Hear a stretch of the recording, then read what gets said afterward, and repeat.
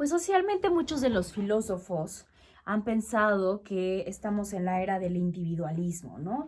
Mientras que antes todo se construía pensando en algo mucho más colectivo. Y critican mucho eh, esta era como de lo individual, de lo singular, de lo contemporáneo, ¿no? Como si fuera algo puramente malo. Y yo pensé hacer en este video hoy en día que estamos todos como eh, justo pensando en un bien mayor, ¿no? Que sería como no contaminarnos tanto, no contagiarnos tanto y evitar que la pandemia sea algo mucho más extensivo, mientras que también debemos estar pensando en una cuestión individual para poder pensar, bueno, no solo quiero sobrevivir, sino quiero hacer algo con mi existencia y poder pensar en algo útil y verdadero en este proceso de estar encerrados no me gusta la palabra encierro, pero poder estar con nosotros mismos, ¿no? Y entonces ese sería como poder pensar que hoy en día estamos viviendo tanto el individualismo como el colectivismo en una cuestión como muy tangible. Y pensé en explicarte un poquito a lo que me refiero y a lo que se refieren como a esto. Y es que el colectivismo viene, y estaba pensando mucho más en cuestiones y en grupos sociales antiguos, porque viene del pensamiento de tribu, de una comuna, donde todos tenían funciones en específico y donde eran grupos pues más pequeños, ¿no? Porque era más funcional de esa forma, pero porque también de esa forma había mucho más control, donde todos servían a todos, las necesidades de las personas, como individuos, no eran importantes, sino lo importante ahí era cuál es el bien mayor, qué es lo que se necesita para que esta comunidad, para que esta tribu sobreviva, para que esta raza sobreviva, ¿no? Eh, no había una libertad como tal, individual, no había este concepto del individualismo, de la singularidad, de la subjetividad, no había un sujeto en este sistema como de colectivismo, ¿no? No hay toda esta cuestión social donde hoy hablamos del amor propio, ¿no?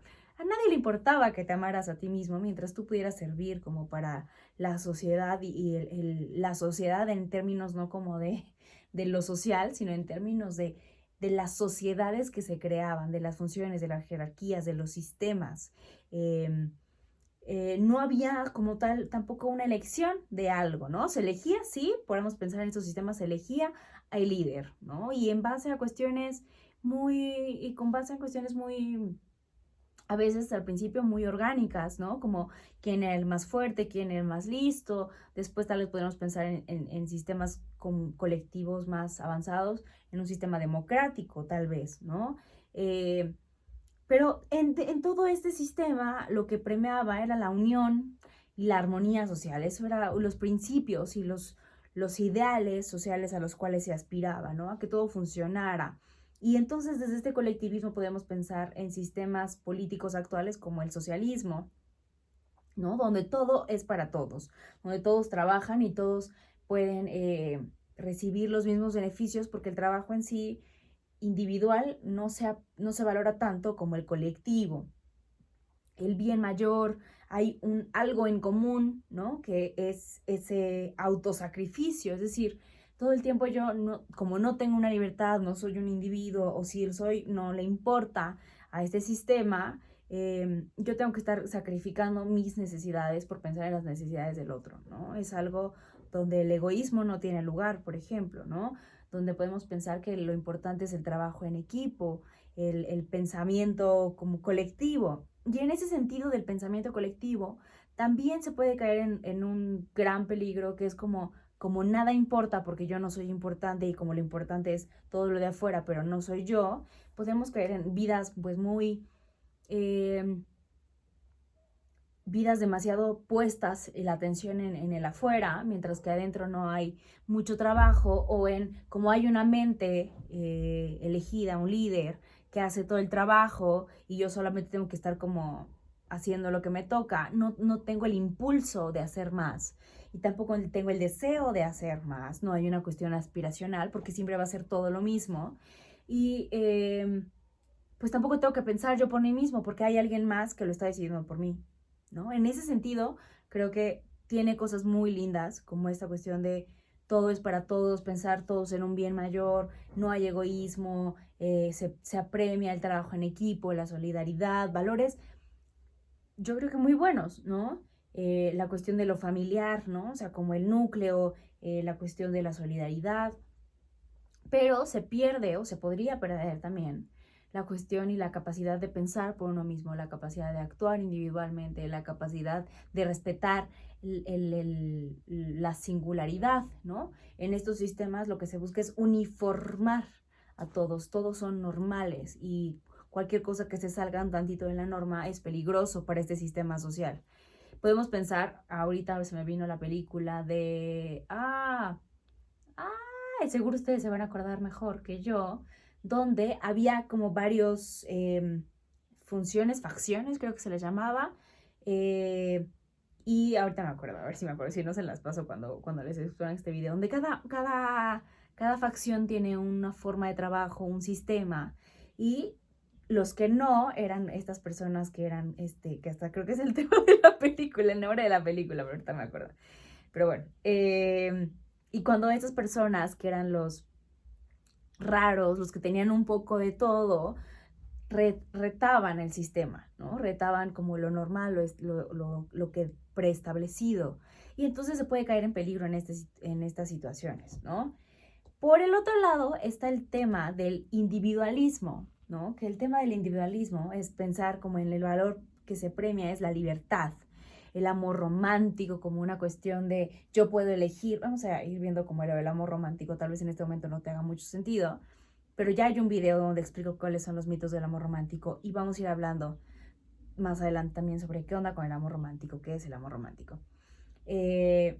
Donde lo que se busca es potencializar al individuo y al desarrollo. Desde la psicología podemos pensar que todo lo que tiene que ver con el desarrollo humano está acá, ¿no? Antes no importaba como las cuestiones individuales, sino que buscaban hacer cosas como mucho más generales. Pensar, no sé, en los libros de psiquiatría que buscaban normalizar y estandarizar, mientras que en esta parte podemos pensar en la psicología positiva, en la psicología del desarrollo, que busca potencializar lo que ya tienes, ¿no? Las partes subjetivas de ti, potencializarlas. El capitalismo, es decir, tú desde donde estás vas a aportar y todos vamos a ir, aquí no le importa a nadie como el colectivismo, a nadie le importa como el bien mayor, es más, entre más trabajas, más tienes, punto, ¿no? Tú no tienes que compartirlo con nadie. Una de las críticas es que el capitalismo pues surge de países ricos que tienen mucho, ¿no? Que mientras otros países que pues tienen, digamos, un poco de más de desventaja o que tienen que mantenerse en otros sistemas sociales, pues no pueden acceder o les ha costado más trabajo como adaptarse al capitalismo, pero bueno. Lo importante en no el capitalismo, en el individualismo es mi propio bien, ¿no? Yo y luego yo.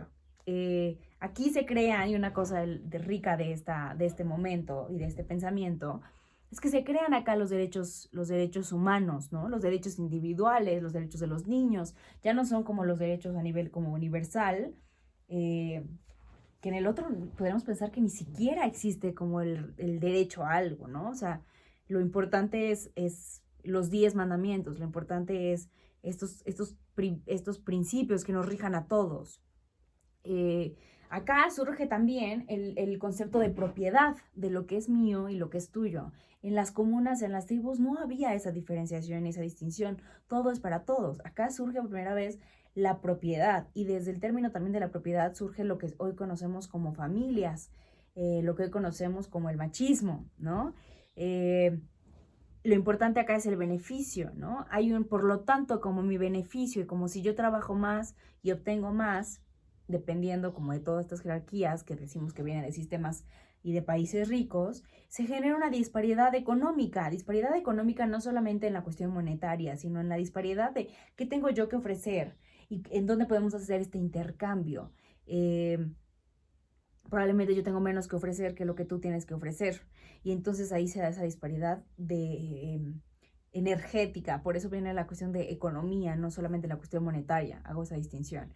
Y lo importante acá son las capacidades que tienes, las capacidades propias, la singularidad, la subjetividad. Podemos pensar que eso es bueno, ¿no? Poder pensar en la ciencia, que no existe una sola ciencia, ¿no? Como se podría pensar una forma de pensamiento generalista o de, de, de comunidad, ¿no? Mientras que acá en el individualismo pueden coexistir diferentes cosas, o sea, se habla desde mí mismo, ¿no? En la cibernética uno podría pensarse que es de la primer cibernética versus que es la segunda cibernética. Surge también la subespecialización, que también cuando eres tan experto en este puntito, pierdes la capacidad de poder ver el panorama general, que eso es algo que el pensamiento de lo colectivo sí permite pensar, ¿no? Permite pensar más allá de uno mismo, más allá de este puntito. Surge también aquí en este proceso, se valora en el individualismo la creatividad, ¿no? Desde tu propio proceso de subjetividad, ser capaz de crear algo. En el otro no se valoraba y no se necesitaba la creatividad, sino era como para que estuviera al servicio de todos. Y una de las cosas muy ricas de este pensamiento del individualismo es que puede surgir la capacidad de pensar por uno mismo, de pensar distinto al otro, desde tu propia subjetividad. Se alienta y se fomenta a eso, a que tú desde tus propios recursos puedas, puedas pensar y puedas proponer cosas. Yo no soy ni individualista, ni tampoco me podría pensar como en un pensamiento colectivo, sino yo creo que hay algo, justo como te pone el ejemplo de lo que estamos viviendo hoy en día, que sea como ese justo medio, donde hay un equilibrio, donde podríamos pensar que la felicidad está, la felicidad o la plenitud, la paz, la dicha, como tú la elijas llamar, viene porque se siente útil, ser útil para los otros, es decir, yo soy en tanto soy para el otro, y no porque tenga que, sino porque es algo que se da como por añadidura. Habla también en ese justo medio de responsabilidad social, ¿no? Cuando yo sé, cuando yo tengo todo lo mío resuelto, entre comillas, cuando yo sé lo que tengo, reconozco mi individualidad, reconozco mi singularidad y puedo pensar y puedo ser alentado a generar cosas, a ser creativo, quiero ponerlas al servicio de los demás. Es decir, pienso que en cómo puedo esto, cómo puedo yo contribuir para los otros, ¿no? Me gusta mucho pensar y siempre les hablo de esta glándula pineal que tenemos a la mitad del cerebro, porque es la que nos hace estar en contacto con el afuera y con el adentro. Y eso creo que es lo importante que les recalco siempre en estas situaciones y en todas las situaciones. No puedo perder de vista el panorama general de lo que está pasando, porque si no, soy demasiado egoísta, pero tampoco puedo quedarme en este panorama enorme general, porque entonces no valoro y no soy capaz de ser grato con las cosas individuales, ¿no? Entonces, eso tiene que ver también como con el estar en el afuera y en el adentro. Desde esta espiritualidad y desde este justo medio, no tiene que ser una o la otra, sino pensar en cómo puedo enriquecer la vida, mi pensamiento, lo que hago, desde estas dos formas de pensar y de abstraer, ¿no? Pensar en desde mí para el otro.